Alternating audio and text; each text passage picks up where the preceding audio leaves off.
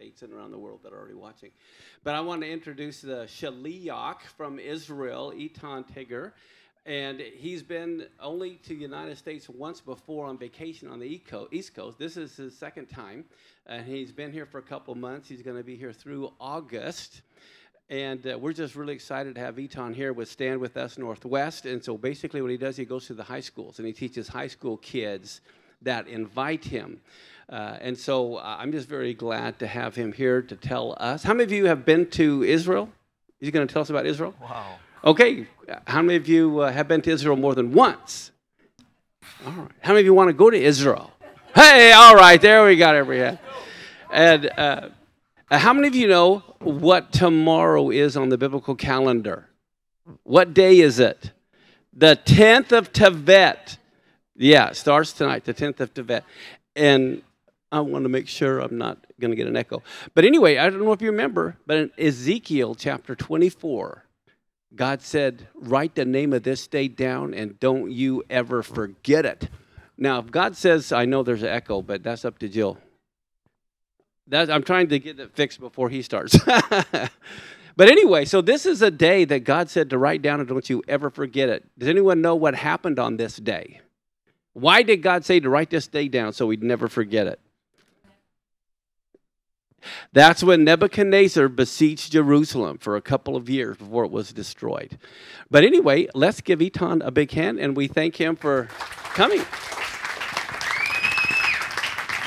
Thank you very much, guys. Thank you very much. Do we hear me? Yeah, good. Okay. So again, I'm Eitan. I'm here all the way from Israel. I'm about a month only, a bit more than a month here.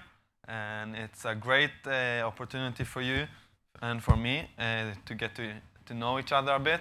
And I'm excited to be here, so thank you very much for all of you coming and whoever is watching, so thank you also very much.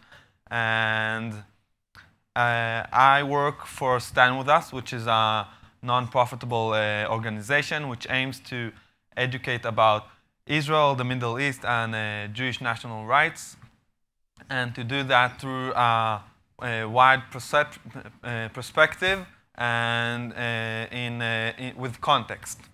Now, tonight we decided to talk to you guys on the issue of anti-Semitism versus proper criticism,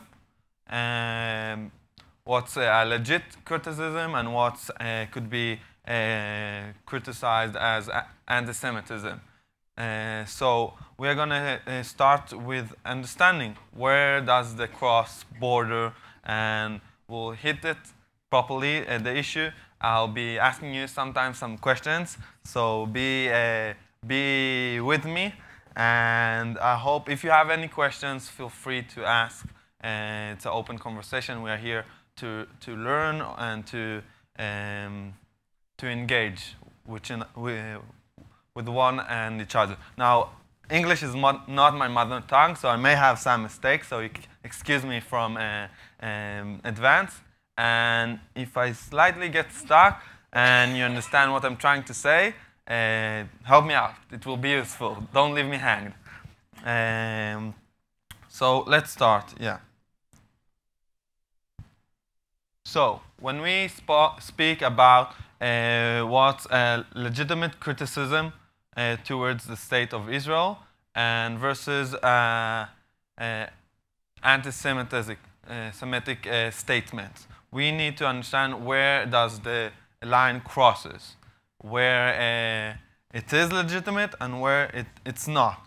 So what are the issues that we are going to face Israel? What are the issues that Israel is facing a lot of times? Do you have something that you can throw up very quickly? Everyone's trying to kill you guys. Yeah, right. We have not the best neighbors, or not very friendly neighbors, which with some of them we did succeed to get to a peace agreement. We're not the best friends, not allies like United States and Israel, obviously, but we coexist.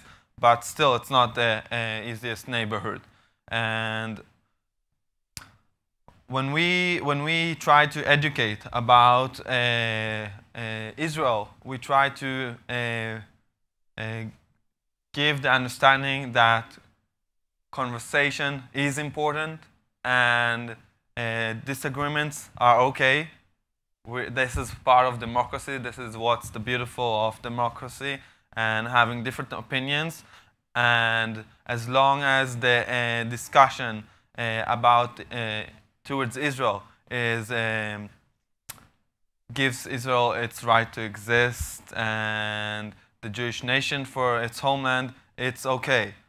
Now, we need to be aware of our audience to understand that it's not someone which is totally biased against, because then we don't want to give too much effort and attention to this kind of people. Otherwise, the conversation won't lead to a good point.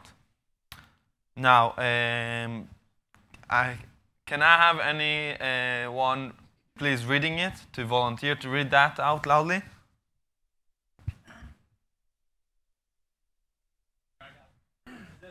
This mic? Okay, there we go. The Jewish liberation movement based on justice for the oppressed and the right of all people to self-determination in their homeland. Theodor Herzl. So this hipster guy over here is Theodor Herzl, the founder of the Zionist movement, and this is the definition of the Zionist movement. I think it's very clear and very basic definition of as one nation among all and having its own right for self-determination. And the next phrase or sentence, anti-Zionism is anti-Semitism, moral salvation. It's perfect in disguise. Its route to legitimization. That has been said by Professor Karen Nelson. I hope I'm saying the name right. And he is an English professor in the University of Illinois. And this is how he relates to anti-Semitism as or anti-Zionism as an anti-Semitism phenomena who just is disguised behind a new mask, a new headline. And for example, we can see back in the days we had the old anti-Semitism talking about Jews are evil, demonic, and they kill babies. Now, just take off the mustache and this pony, a different new kind of version of anti-Semitism, which will say the Jewish state is evil, demonic, and they kill babies. We see a very similar rhetoric. So, we had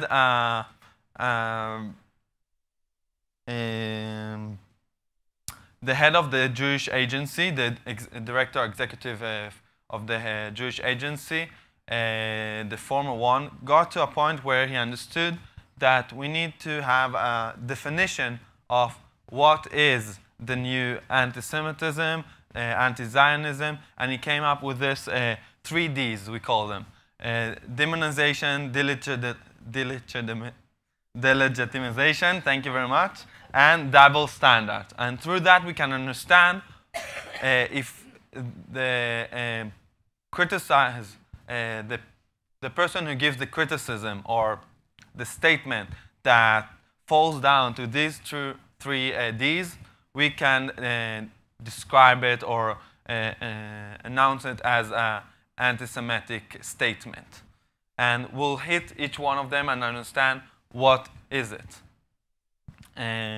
So, demonization, talking about when Jews or Israelis are described as enemy and as evil, dangerous and monsters. And what we have to understand from that the demonization, ultimately, its goal is to lead to elimination of the state of Israel, because when you demonize it, you isolate Israel or the Jewish people, the Jewish state for the Jewish people. And when you isolate it, it brings, it can bring Israel to a point where people will not care for it or not exactly not care for it, and this is why we'll get to eventually elimination, because people won't care about what's going to happen to it, if it's going to be attacked or not, or so go on. And for example, we can see these two kind of demonizations of the state of Israel. And in the picture on the left, an official daily newspaper of Palestinian Authority goes from depicting Israel as Nazi to Israel as worse than ISIS, the Islamic State. As you can see, the guy holding the kind of a knife, dressed like an ISIS person, but on his head he has the Star of David, and supposedly a poor Palestinian in his hands. On the right hand side, we can see that that's just a balloon of a pig. I don't know why it is, from a concert of Roger Waters, with all kinds of symbols of displaying the Star of David with all kinds of symbols of racist groups, putting them just as it is, as being a Jewish person or the Jewish symbol is racist. So that is demonizing a whole race, a whole nation, or religion, depend in what perspective we look towards the Judaism. Another two example for demonizations, which is we see these two examples because we understand that the demonization hasn't changed. On the left side, we see a Nazi cartoon from 1938, and on the right hand side, we see a paper, a cartoon, International Jew, a book cover published in Egypt in 2001. What has changed, guys? We see the Jews as the big octopus with his ink controlling the world, just exactly the same. Nothing has changed. I'll continue to think the last example for demonizing. So on the left, we see the president of the Palestinian Authority, Mahmoud Abbas. I'll read you the headline. Mahmoud Abbas claims rabbis urge Israel to poison Palestinian water. That was, I remember that when he claimed that. That was, don't hold me on the exact year, but I think 2-3 years ago, on the stage of the UN, saying that. Document that. Pardon? Did he document that? What? The things happening? Did he document the fact that some rabbi had promoted this? No, there's no proofs for that. Maybe I didn't understand you. No, you answered. Yeah, okay. So, no, there's no proofs for that. Yeah, good. Okay. Because when you make a statement, you should document. So, no. And I know to tell you, I just remember the headlines because I'm really interested in this kind of field and issues, that he kind of backed down without saying, I lied, or I didn't have a document, or I don't know. He was very, yeah. Second paragraph there says unsubstantiated allegations. Right up there. Yeah, so, but what I'm trying to emphasize here, that on the right side, we have a poster that is held by SJP, a pro-Palestinian movement, a student movement, that is which is using the exact same poster that has been used back in the Nazi regime during the Black Plague, that Jews were blamed as the reason why the Black Plague spread around. And this was their poster, and the pro-Palestinian movement, SJP, has used exactly the same. they actually said that was a mistake after they published it, but it's very easy. That's, I'm saying my point of view now, my own personal opinion. I think it's really easy to publish something and say afterwards, say, oh, it's a mistake, sorry. It's easier to ask forgiveness afterwards. Yeah, exactly. Now we'll continue to delegitimization, the second D, defining Israel's right to exist or defend itself. Denying Israel's right to exist or defend itself, claiming that the Jewish people, unique among all nation ethnic groups, have no claim to sovereignty, and claim that Zionism is racism. And we know that already back in the 70s, the UN declared Zionism as racism. Since then, thank you, he withdrew his decision. But still, we see on the right side just a normal column in the Guardian news talking about Israel simply has no right to exist. Just black on white on daytime, on daylight. Is that the right phrase in English? I'm translating some phrases from Hebrew. On broad light. Thank you very much.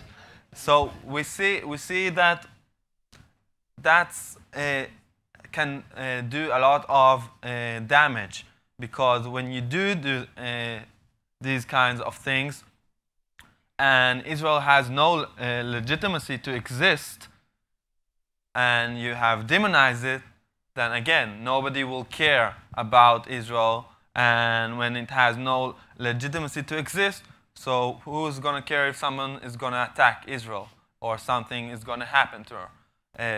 So these are the main points, main understanding that we have to do when we address this issue.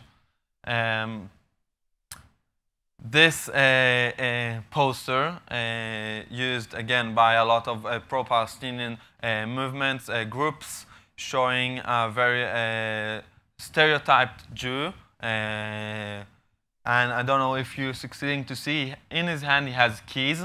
On one key is you have the initials of the USA, the other is UK, and we have he's standing on a stone with two David stars and the year of the establishment of Israel, trying to describe it as Israeli, the colonialist Jew, given its colonialism by the United States and the UK, killing and overtaking land of Palestinians, and the Palestinian has an old key, so we can see the game of the new key and the old key as considerably. The old key refers to he was there first, and on the key you have unwritten in Arabic. I can tell you that it's written return as the key for the right of return. Now, the Zionist movement, since ever, whenever it bought land, the Hebrew, the Jewish, we call it in Hebrew, the Jewish Yeshuv, the Jewish community in Israel, as part of the Zionist immigration, whenever they build places were on lands they bought properly with money. The land, the Zionist movement for centuries has bought money properly in a legal way, legal terms, and so nothing back in these days before 48 was taken in any force or any kind of not a non-legitimate way to do it. And again, accusing Israel of stealing or colonializing supposedly Palestinian land. Now, on the left side, on the top, the state of Israel is Satan's oppressing. Now, I'll read you the bottom lines. Deputy Minister of Jerusalem Affairs, member of Fatah Revolution Council, Salah Habid. Jerusalem is not only a religious city, Jerusalem is civilization. It has been a Canaanite city for 1,000 of years. The Palestinian people has been present in it for 1,000 of years, whether it has was been a Babylon, a Syrian, or a Canaan. The Palestinians gathered in the area before anything else, contributing before the Jewish religion. An Israeli engineer and an archaeologist brought Israeli coins, shekels, and agurots, and threw them on the ground before the renovation. He's talking about the El Kami neighborhood in Jerusalem, a specific neighborhood, in order to prove, after dozens and hundreds of years, that we, referring to this person, the Israelis, were present here. They are stealing history and geography. So, I'm standing in front of you, and I know that you're a group of, correct me if I'm wrong, Christian believers, and we know to say that from the Bible and through history and through archaeological findings that Jewish presence was a long time ago in the land of Israel, and I am proud to say that I'm part of this culture and this great nation that has been present in Israel since ever. Maybe we were, a big majority of us were expelled by the Roman Empire, but still I'll emphasize that a small minority was present in the land of Israel since ever. Now, on the right side, what we'll see that happens as a result of all the delegitimization, that when you search on Google, does Canada has the right to exist, see what's the two first findings. I'll read you out. Canadian mayor, Israel has no right to exist. And excuse me, but Israel has no right to exist. El Kabar, someone, a column. So asking just about Canada gives you the two first answers are about Israel. Now, in the bottom right side, does Slovakia have a right to exist? Again, the first result, why isn't Israel ever asked to recognize Palestinian? I don't, like, you see what it has an influence when you all the time demonize and delegitimize a country and you questionize its right to exist. There's even, you get to a point that the first answers of Google, like what is Google even, but still it's the one thing that is so simple that people will go up to look whatever they look for, just Google it, and it's not an advertisement here, but just that's the reality. Now the last D is the double standard, where we talk about when Israel is held to a standard that is not expected by any other country. It will be a bit hard to read the cartoon, but I'll just say the theme of it. A person watching TV, every time a different headline, talking about a different bad thing that is happening. Like, for example, 12 million Tibets have died under Chinese occupation. And that's the first one on the left. It's very hard to read. But dozens of pro-democracy demonstrations were executed in Iran. So go on until the last one. Israel commanders today, even not completing the sentence, and he's already shouting and yelling on the TV. You understand the point of it, of Israel is denounced for building its security barrier, for example, and I can tell you that during the Intifada terror period, the second Intifada terror period, I was a small kid, about when it started was about 8-9 years old, and I really remember this period of having almost once a week a terror attack in buses, restaurants, malls, like every normal place. I know to tell you that during these 5 years, over 1,000 casualties were as a result of the terror attacks. 70% out of them were civilians, and all of us suffer from it if we are more, I don't know, conscious to if a bag is left just randomly on a bus, or as a kid having nightmares about terror, or I can tell you that I used to have a few nightmares waking up and screaming to my mom, I don't want to go to the IDF, to the army, to the Israeli army, because I was afraid as a kid. It passed away, no worries. But this is part of our reality. Now, the double standard, okay, for example, here, when terrorist is in Israel is not treated the same as elsewhere in the world. And we can see any act of terrorism regarding of the place.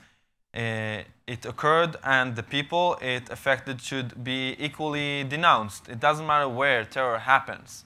It needs to be denounced. Terror is terror.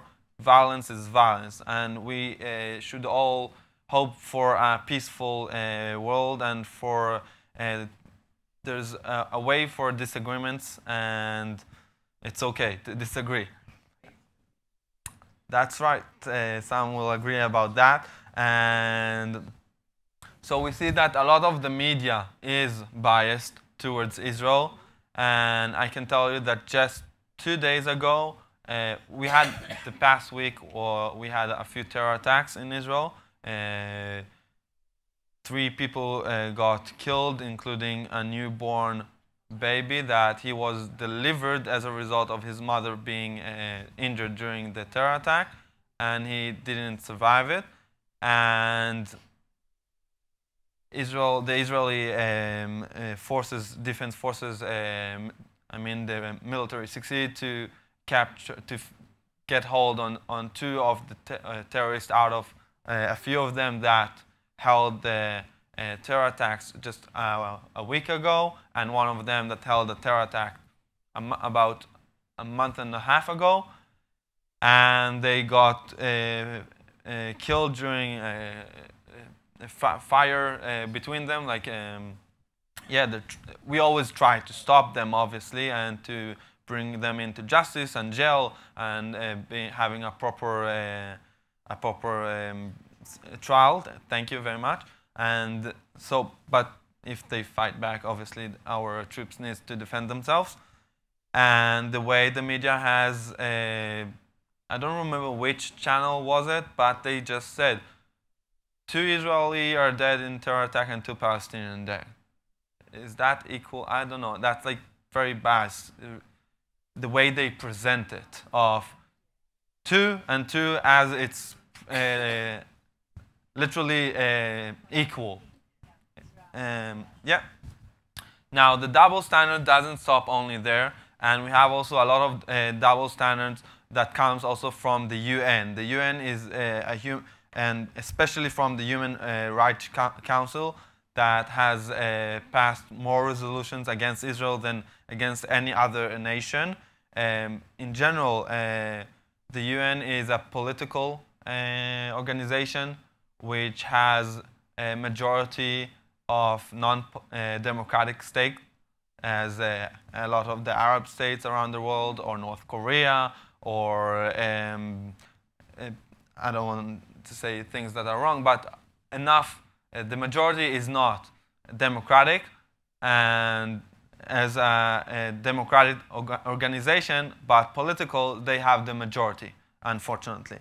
So we see even Ban Ki-moon, the Secretary General of the UN, the former one, in his speech before he went down, before he left the position, he said Israel has been weighed down by criticism and suffered from bias and sometimes even discrimination, saying it by himself. I know to tell you that there are more than, since the establishment of Israel, there are more than, I think, 500 resolutions against Israel, and it puts it, even according to Nikki Haley, in average of 20 resolutions, 20 resolutions per year condemning Israel. And just a few weeks ago, they tried to hold a resolution to condemn Hamas. Hamas is a terror organization that took over the Gaza Strip. It's already, just the last weekend, he was celebrating his 31 anniversary. And it's since 2007 he is controlling the seizing power over the Hamas, the Gaza Strip.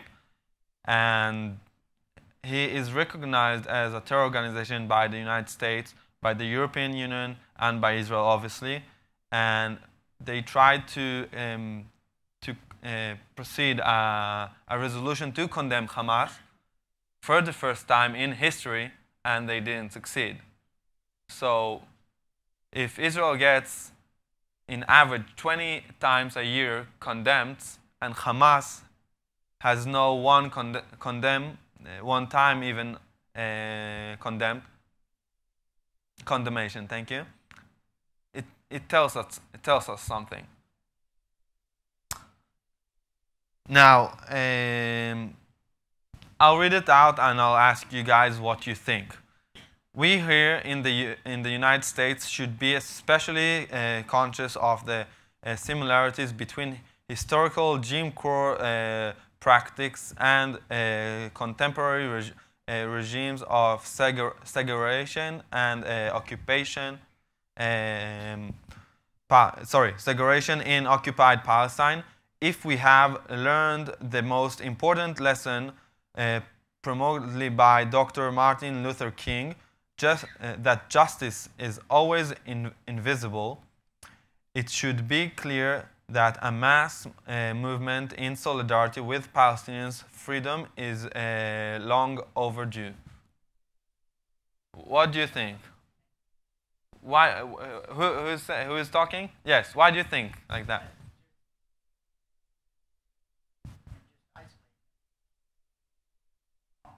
Okay.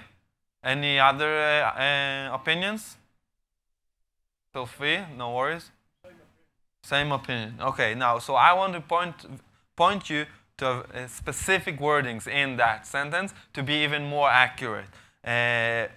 When we see that she uses the sentence uses the segregation regime, that could be considered as demonizing Israel, because if you come to Israel, Israel is a democratic state, and we have Arabs that consider themselves as Palestinians in our House of Parliament, having their own parties.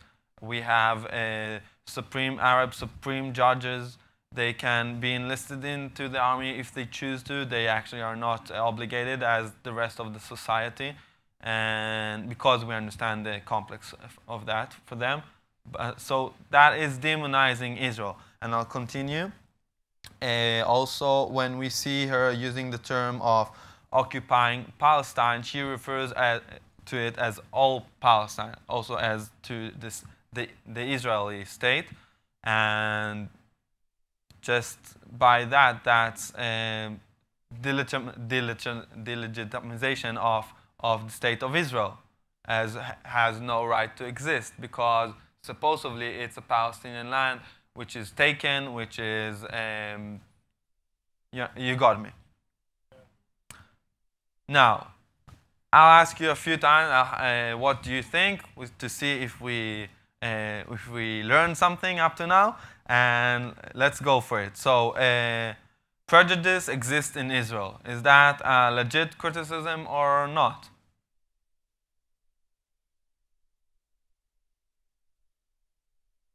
You said probably? Okay, I'll agree with you. Like, as every place has some prejudice. A lot of times it's towards minorities, or it's just human nature of being a bit, how would I say it, aware from something that is different from you, and it comes naturally. Maybe it's not obviously it's not the best thing, but every place suffers from some prejudice, and we always can try and better ourselves as people, as humans, as one nation under God, and understand that we are not perfect. From the river to the sea, Palestine will be free. What's your opinion about that? It is. Praise the Lord. Praise the Lord. It is? Well, it is. Anti-Semitism? It is free. Well, it is free, yeah. It's a free country. But Palestine will be free.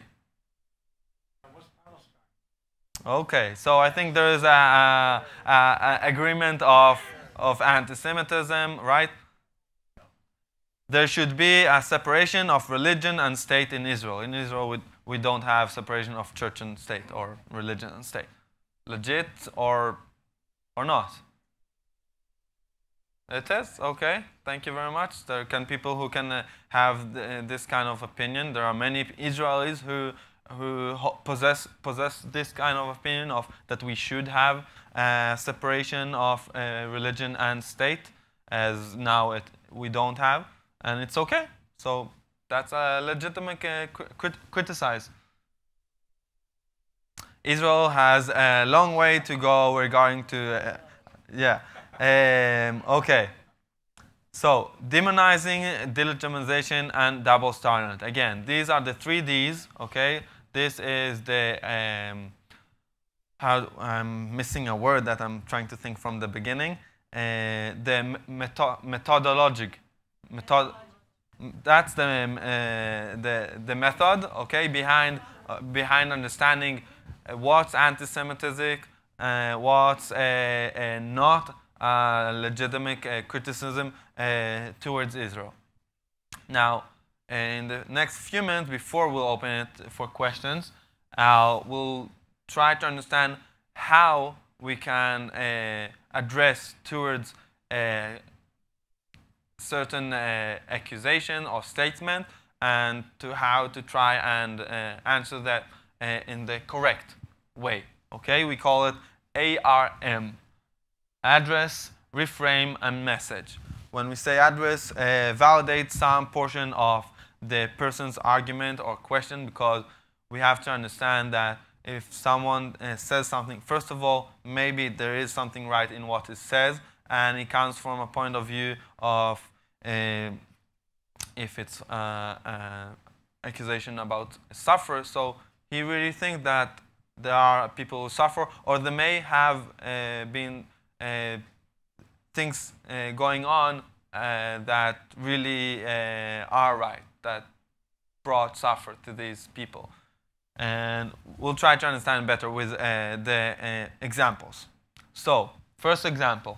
Innocent women and children are being murdered in, let's take it for example, in Israel, but it can happen wherever. So, first of all, as we said, we'll address it. So, I would answer, first of all, if someone will come out with a statement like that towards Israel forces or Israel as a state, I would say, yes, Israel is not perfect. There are mistakes that are being held, and there are innocent people who get into, unfortunately, get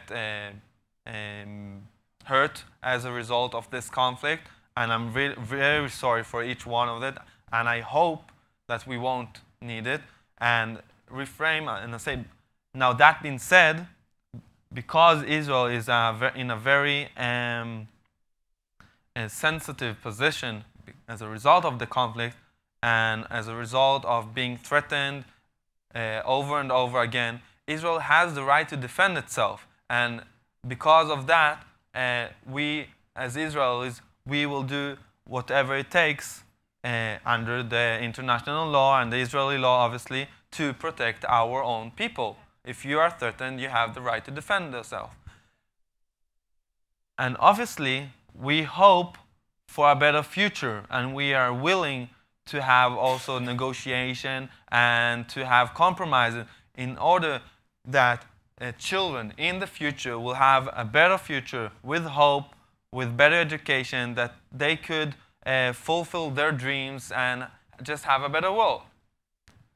Here we answered a kind of a hard accusation in a proper way, addressing, reframing, and messaging. You always start with acknowledging suffer if there is a sufferer, right sufferer behind it. Nobody is perfect, okay? And then we reframe our understanding towards the accusation. We reframe the message, but we finish with a positive message because we're trying to show what we are trying to achieve, to accomplish exactly. Another example: Israel uses disproportionate force against the Palestinians. So again, I'll start. As a result of our, first of all, I am sorry if anybody innocent has got hurt as a result of the conflict. Obviously, it's not what we aim for, and there is collateral damage. And let's take, for example, if that accusation will be towards a military operation in Gaza. So I will answer, first of all, yes, I am sorry for any civilians, as I said, that are get hurt as a result of the military operation. Now, that being said, the Hamas, which is a terror organization, is using its own civilians as human shields. And that puts Israel in a very hard position, and as a result of it, there is a collateral damage. Obviously, I hope that we'll get to a point where the Hamas will lay down its weapon and start negotiate towards peace and getting to a better future for prosperity and for everybody on both sides. And it doesn't matter. We want a better world. Again, so we addressed, we reframed, and we gave a message. Now, I'll open it now for some questions, and just so you know, in a general note, if you want to learn more about Israel, in any kind of term, cultural, historical, related to the conflict or not the conflict, you can always find whatever you want in our site of Stand With Us. Very easy to find it. And I'll just open it up now for questions, and we'll have a microphone, and I'll just take a sip. One of the things, one of the questions I want you to ask, or the kind of questions, is what are you hearing? What do you hear from people around the world or friends of why they don't support Israel? So do you have any questions or statements that people make to you about why they don't support Israel that he could answer? Maybe all of you hang around people that are pro-Israel. That's good, too. Yes, okay, here, let me give you the mic. My question is somewhat more of a definition request. So I hear anti-Semitism and anti-Zionism. Are they the same thing? So when I think of Zionism, I kind of often think of more of a political perspective. I got you. So I'll answer that. First of all, according to the method that a lot of organizations, as the Jewish Federation and even the United States, and I forgot the initials of the organization that is trying to fight anti-Semitism. It's an organization over 30 countries that had decided on one definition for what's anti-Semitism. And obviously, standing with that, we take the method of the 3 Ds to understand if it's anti-Semite or not. So we'll say that every anti-Zionism will be anti-Semitism, but not every anti-Semitism is anti-Zionism, because you can be just anti-Semite accusation towards Jews, for example, here in the United States, and it's not relating to the issue of Israel, of the existence of Israel. Do you understand? Let me explain it this way too. At least you can sure. correct me if you think I'm wrong. But anti-Zionism is against the Jewish state. Anti-Semitism is against the Jewish people. Exactly. Okay, so think of it that way. Anti-Zionism is saying, but here's the problem. There are Jews in Israel who are anti-Zionists. They support Iran, for heaven's sake. They think that only the Messiah should create the state of Israel. So you can have Jews who are not anti-Semitic, but they're anti-Zionist. Then you can have other Jews who are pro-Zionist, but they may not could care nothing about God. They just the communists were the ones who started Zionism, basically. And when you go back to the all the Jews that were leaving after World War II, a lot of them they weren't necessarily pro-God. They were just wanted a place where no one would kill them. And so there are a lot of Jews that are they're pro-Zionists, okay, and they're pro-Jewish, but they may not be pro-God. And then you have some that are that are. But so anyway, among the nations of the world, there are a lot of them that claim to be not anti-Semitic, but they're very anti-Zionist, which is what he's saying. That's really a code word for anti-Semitic. Again, so the core is anti-Zionism is against is an anti-Jewish state. Anti-Semitism is against Jews in general, and through that we get to understand that being Zionism, although it's supposedly a political statement, it's a disguise for anti-Semitism. You want to share something we've heard, right? Okay. I get into these arguments all the time, but this one in particular has to do with the borders, that the Israelis are discriminating against the Palestinians because they have to stand in this really long line to get into the city. But if you're an Israeli, or maybe even go so far as to say Jewish, you can go through the express lane.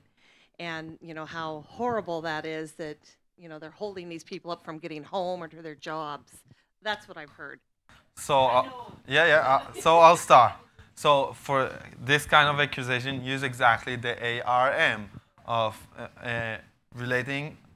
I understand it's a tough reality of standing through these the barriers along the security fence. Most of the people who go through these barriers, I'm not sure that's checkpoints, thank you, are usually people who get in to work inside the state of Israel during the day and go back to their home. So first of all, we don't have to let them come in and work. And second of all, I don't know if you know it, but Israelis cannot go into cities that are under Palestinian authority. Okay, so that's actually the exactly opposite. And I wouldn't also recommend. But just so you know, I've been to Israel many times, and I've been by these checkpoints. I've watched them, and they fly through pretty quick. Really, it's a lot quicker than America's airports for Americans. I'm serious. I will add another thing. I will add some more. In the past, they were not so good, but with the years, we have built proper checkpoints, more modern, that have trying to do it as much as quick as possible, on the same note to keep us safe and secure, and having water or shade, or as much as possible good for the people who are standing in the checkpoint. And within the West Bank, you have no checkpoints. All the checkpoints are along the security fence. And let me just throw this in, because this happened another time when I was in Israel, when they were from Gaza sending a lot of rockets, right? And then they were complaining because all the electricity was off in Gaza, and Israel was being such meanies. Because one of the rockets... One of their rockets hit their own utility station, and then what happens? They owe Israel billions of dollars in electricity payments. They're not even paying for the electricity that Israel supplies them. So Israel Electric Company goes out anyway on the Gaza border. Under fire. Trying to put up the electrical lines while they're being shot at by the Hamas who's in Gaza. They have to have concrete barriers put up to protect them from being shot by the people they're trying to get the electricity to, who owes them a bunch of money. That is your reality. Is that right? Yeah. But that's easy to use it as a lie, because lies are easier, and it's spread much faster. Which is, unfortunately, a lot of time is biased, and they also want things that are clickbaits, that are good, that are sound bites, that attract the... So... Well, Hamas may have put all the kids up on top of the building so Israel wouldn't bomb it. Yes, sir. I'm a little bit confused about what is Palestine? Is that a country next to Israel? Or I don't know. No, that's great. No, I love it. That's a great question. First of all, I think that's the question of the conflict. Yeah, like it possesses a lot of the issues that the conflict is around. Back in old days, I'll try to answer it shortly. Back in old days, before in the 1800s, okay, there were no Palestinian people. Part of them were Egyptians, part of them were Saudi Arabians, part of them were Syrians. For example, before the British mandate, there was no Lebanon. They were part of Great Syria.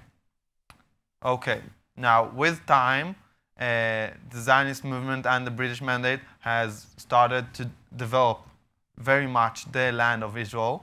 And for example, if you read the book of Mark Twain, he will describe Israel as a deserted land full of swamps and malaria. And the Zionist movement has dried up all the swamps. Malaria stopped as a result of that. And the British who built trains and train tracks, etc. So a lot of Arabs from the neighborhood, from the area, immigrated towards the land of Israel as a result of having better life opportunity, better job opportunities. I don't blame them. I probably would do the same. And as a result of that, we had a lot of Arab immigration. Now, that being said, there were also Arabs being there for centuries, thousands of years, but a very small portion. And with time, they got to be excluded out of the other Arab nations, as Egypt, Jordan, Saudi Arabia, and Syria, and to develop as a result to a counter movement to the Zionist movement, starting to develop their own identity. My personal opinion will say that it is more based on just being against the Zionist movement and not really building a full identity for themselves, and being more focused on just just being against the Zionist movement. Now, these days, the reality on the ground is there are about 3-4 generations who were educated and relate to themselves as a Palestinian. If I'll go to an Arab person my age in Ramallah and ask him, who are you? He will say, I'm a Palestinian. And his dad will relate to himself as a Palestinian, and his grandfather. So reality on the ground is we see history in front of our eyes. People getting created into as a people. So it's new, but it's kind of complicated because it's not that they have history that as a people. Let me explain it this way. And I have relatives who are Palestinian, okay? My wife's sister married a Palestinian Arab who lives in Jerusalem, and their family has for a long time, okay? Now, this is what he told us, okay? I'm talking about a relative that's a Palestinian. First off, when you think about, I mean, Iraq was just created last century. You know, so was Syria. That's what he's saying. Tribes. These are things that are almost just as new as the nation of Israel. It was all part of the Ottoman Empire. Okay, so all of these things were just created right after World War I. Okay, Israel just got created after World War II. All right. So it's at the Sykes-Picot Agreement. Okay, but here's the thing. Think of this. What you have in the Middle East in the Palestinian area are a bunch of Egyptians who were there, a bunch of Iranians who were there, a bunch of Iraqis who are there, and then there were some homogenous people that have just been there forever, like he said. But I've seen Israeli passports prior to the state of Israel. The Jews were called the Palestinians, and they had Palestinian passports. Okay. Golda Meir, our prime minister back in the 60s, and whoever was during the British mandate, possessed a Palestinian passport. The Jews all had Palestinian passports. Because that was just the name of the region. They didn't have a nation. What are they going to use to travel? And there was no Israel. So you understand the Jews had Palestinian passports. Now here's what my Arab relative said. He said, do you know, prior to the 67 war, we were Jordanians. And once Jordan lost the war, they said, all you Jordanians are no longer Jordanians, you're now Palestinians. And they lost their passport. And so now there's all these Jordanian citizens in Israel that are no longer Jordanians, and they have no place to go. They threw them in with the Palestinians. Egypt did it with the Gaza Strip. That's why they couldn't cross the border. And so in one sense, the Palestinians are in a bad spot because they don't have a passport that they had before, but their nations abandoned them. Rather than Israel allowing all the Jews from all the nations to come in, the Arab countries wouldn't even allow their own citizens back. So I'll just give also my point of view that a lot of the Arab society that was occupied by Jordan, their ancestors, as we said, came from all around. With time, they got to be settled in the land of Israel, and it's also a term of relating to, that's also a hard issue of what's a Palestinian refugee.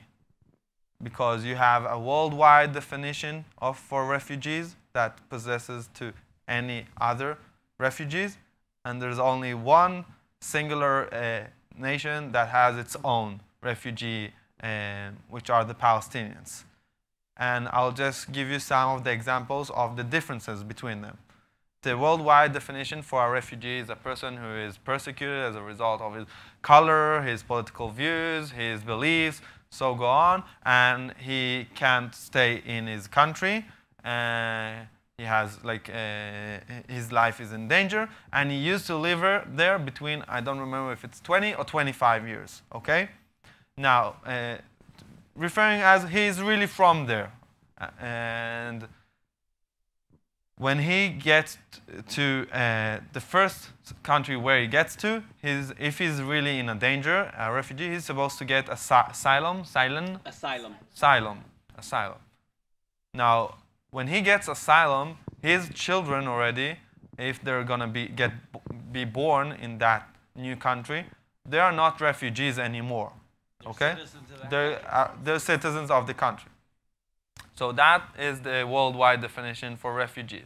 Now, the Palestinians have their own definition.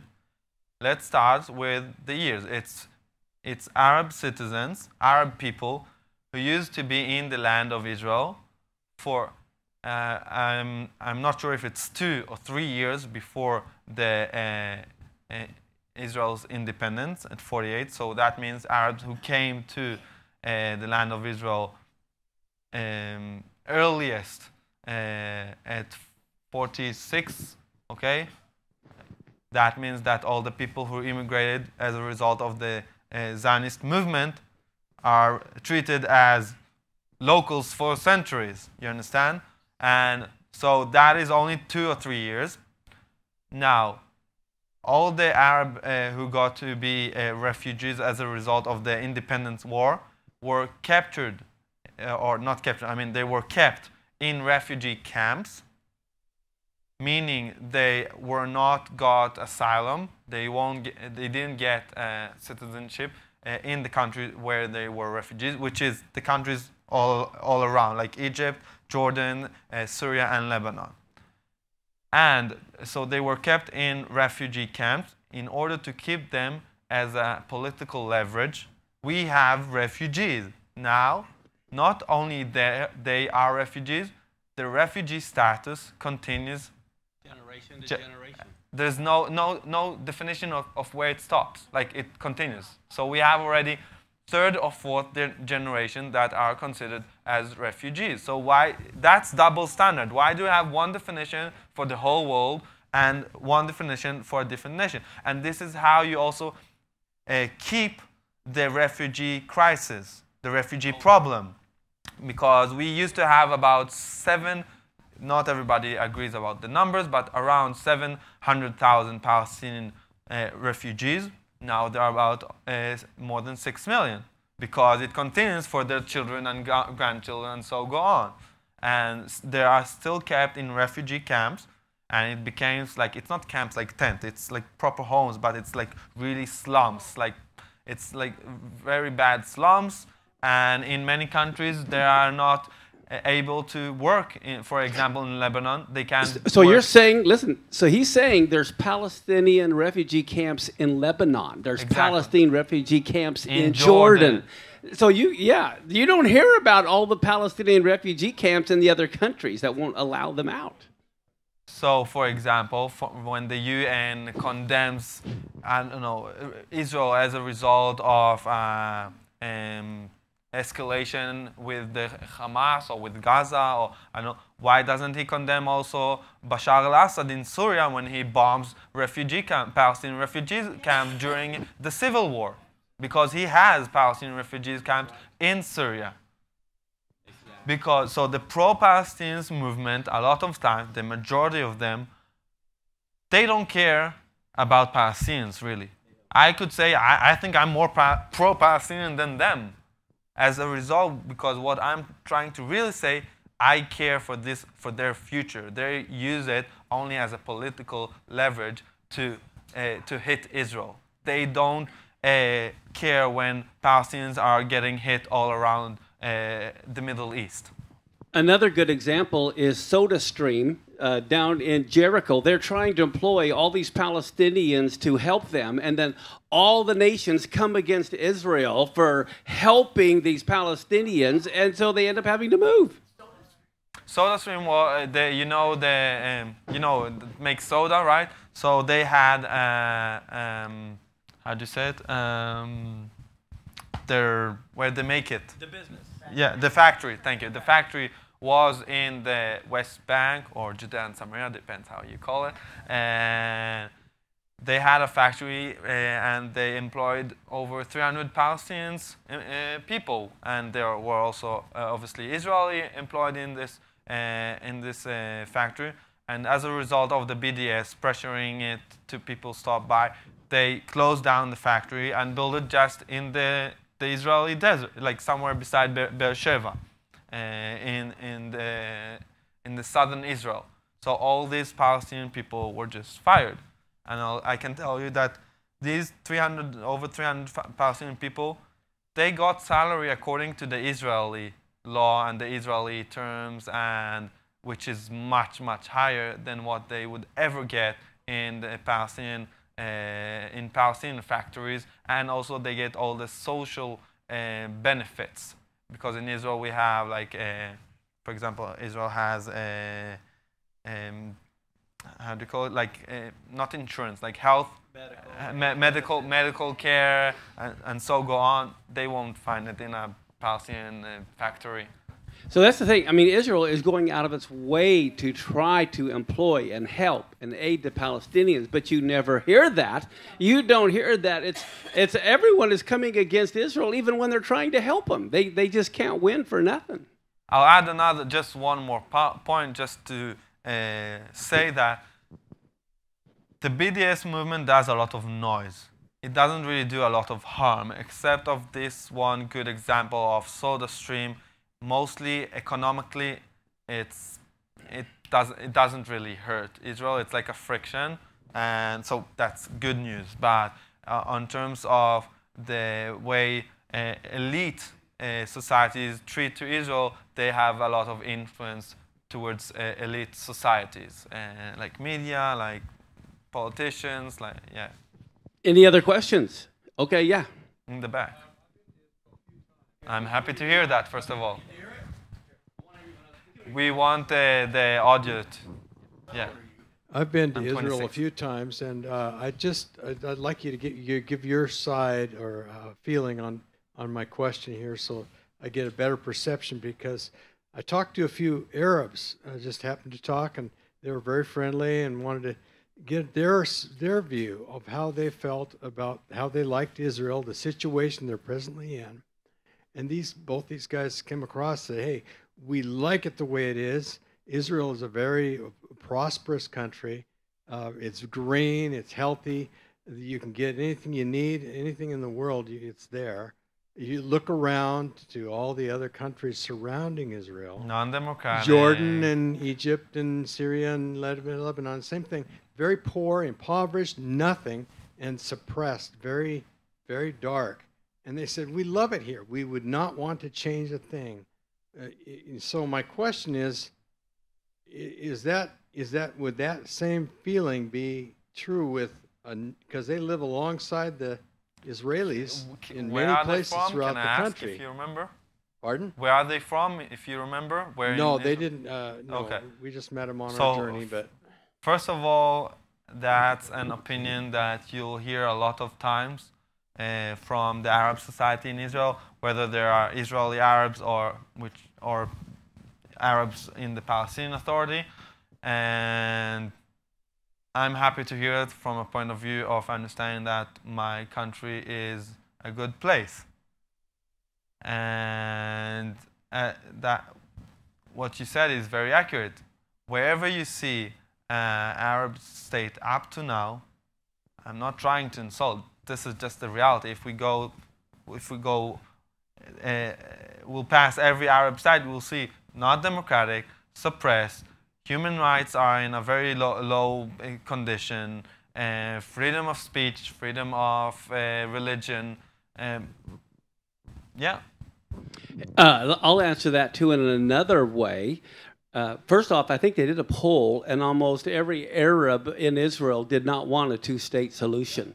They didn't want it. Matter of fact, now again, my relatives are Christian Arabs. And they said the last thing they want is a two-state solution, because they'll be thrown in with Hamas and be killed.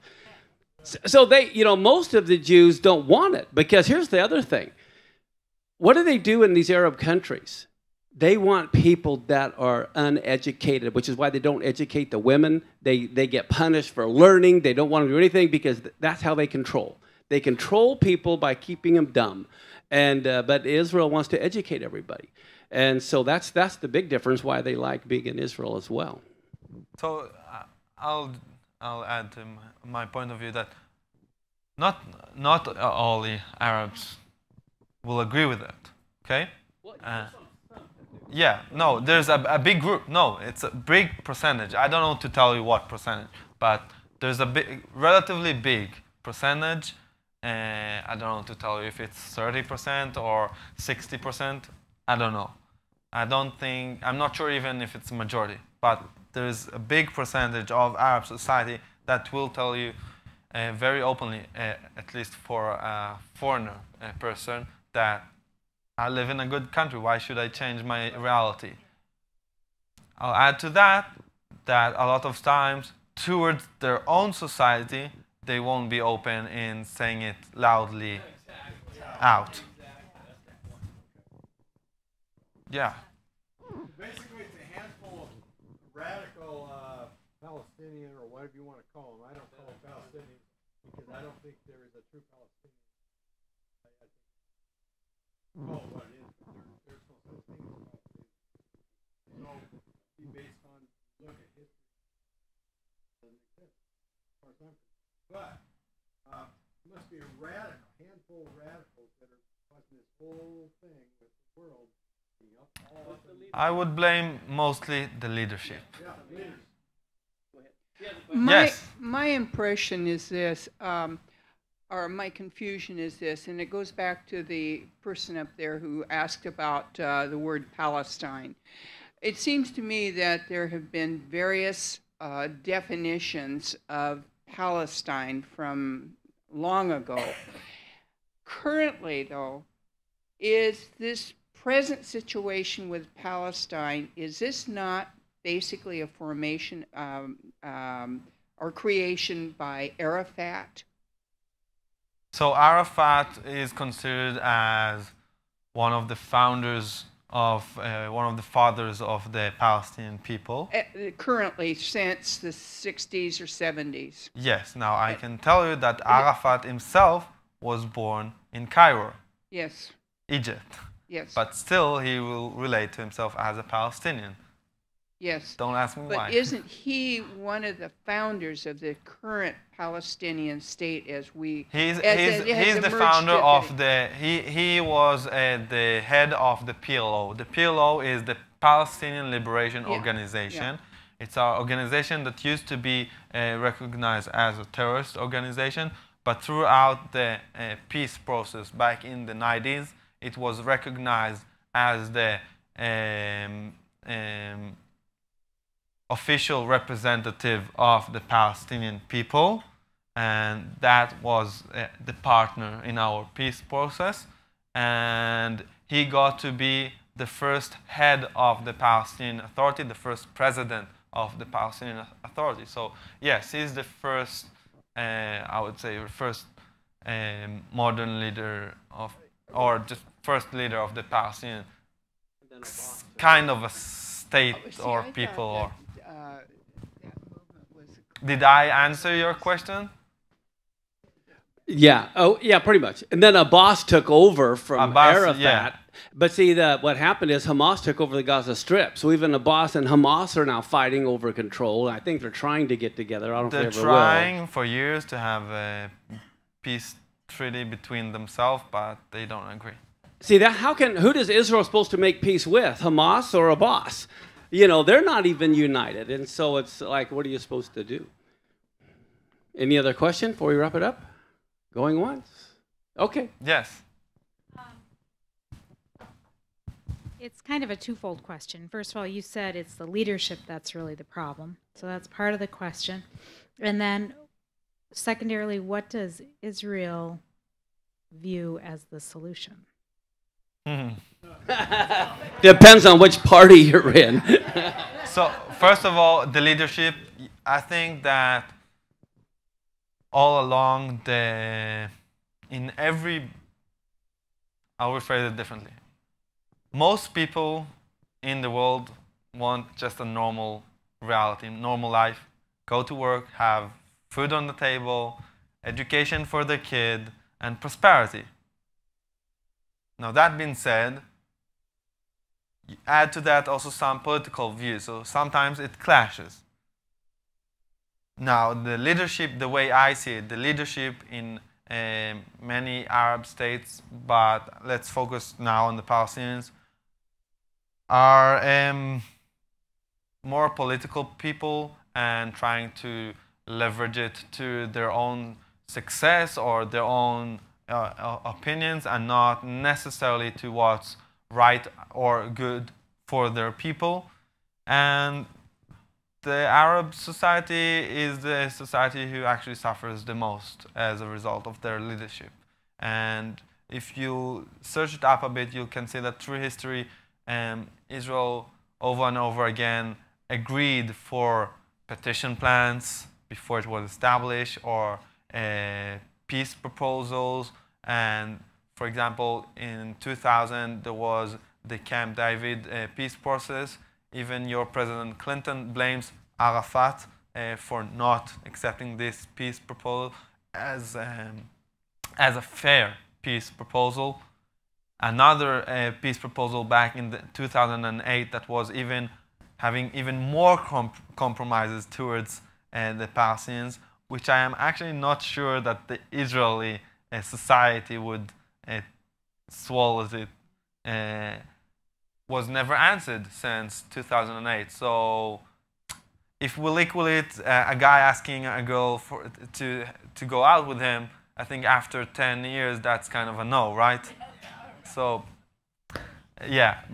And the other question, whether what Israeli think should be the solution, first of all, it really depends who you ask. Israel is a very vibrant democratic state. We have a parliamentary system and not presidency, so it's built out of coalition.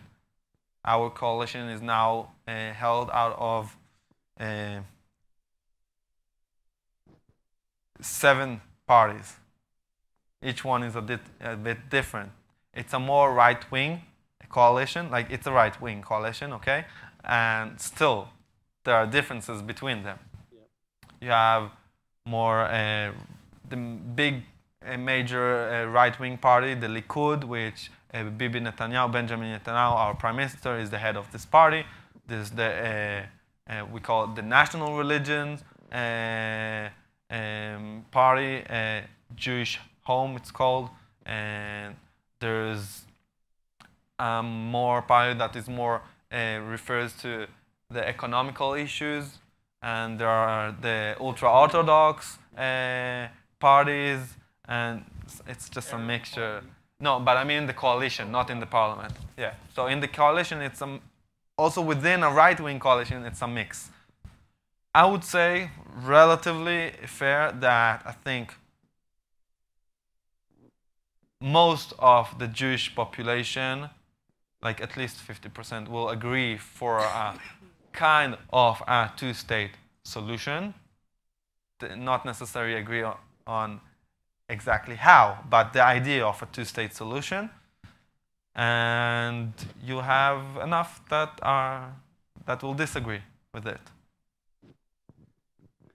Very diverse, very diverse. Yep. Yep. Okay. Okay. Well, if I can get through this. Tell them how many times you've been to Israel. 5 times. Wow.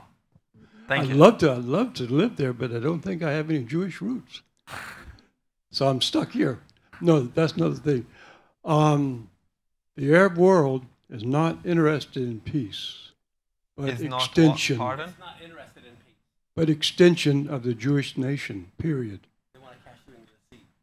Push you all into the sea. Now, Hashem, blessed be his name, is your God, and he's with you, and he will be with you through everything. They cannot get rid of you because you are his people, and he loves you very much. Thank you very much.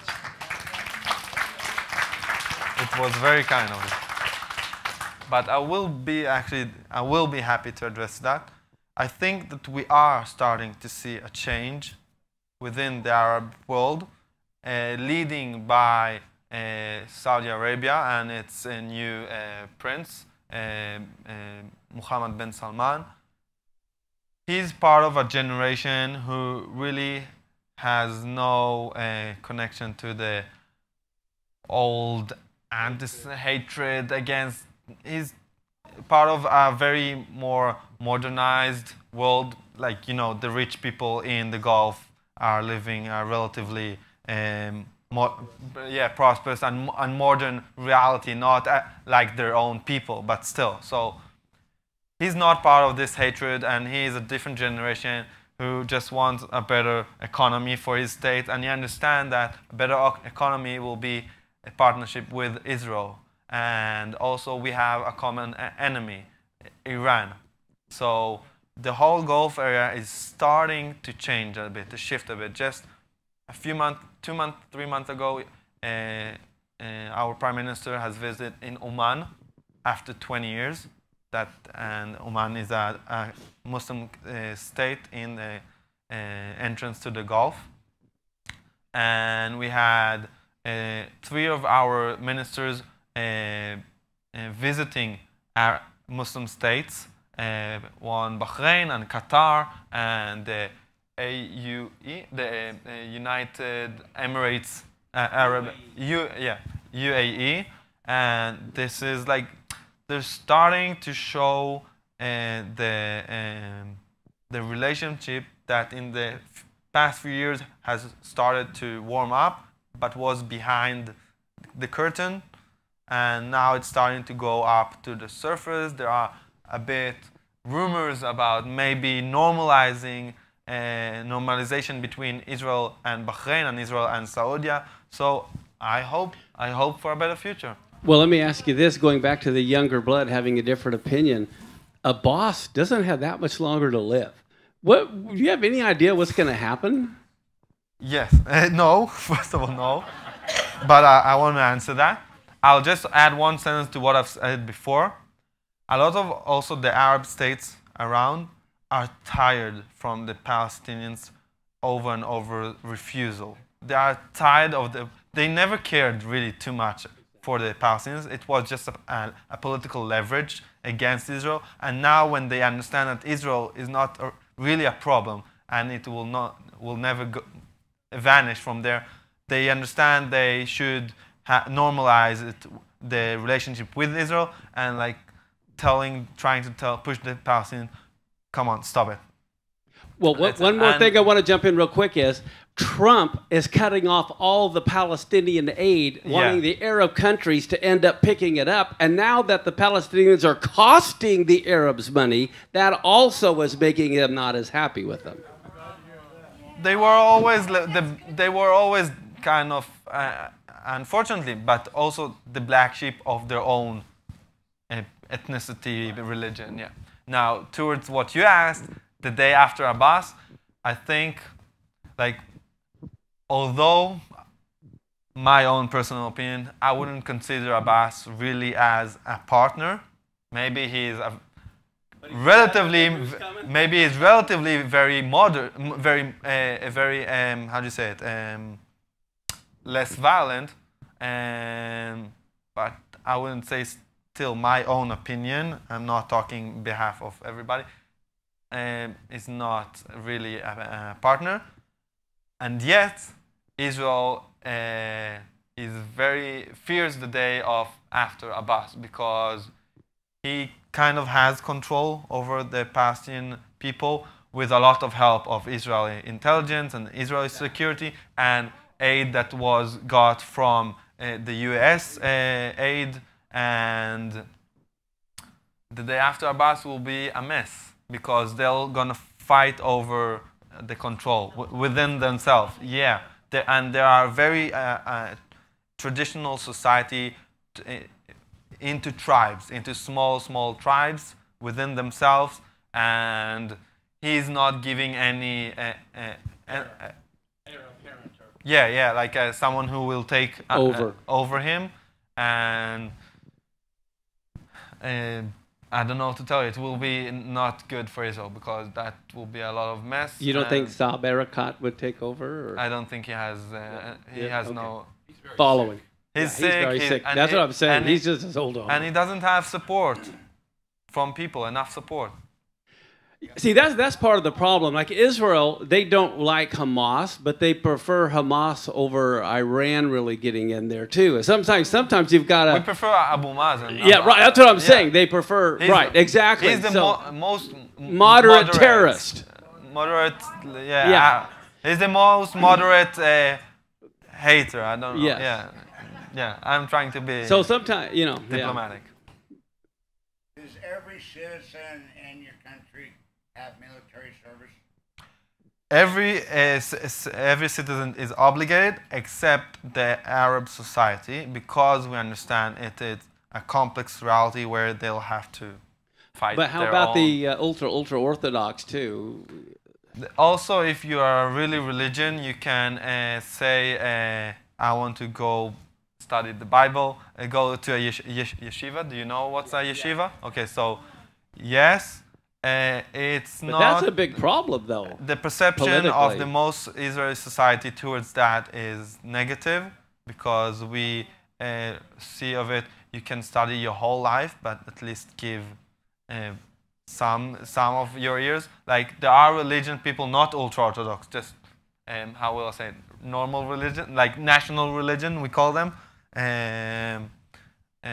The people who go with the colorful, all kind of colored yarmulkes, like not dressed black, just religion people. Some of them have partial. Maybe they'll work in a hospital, or or they do like half service army duty, half in a yeshiva.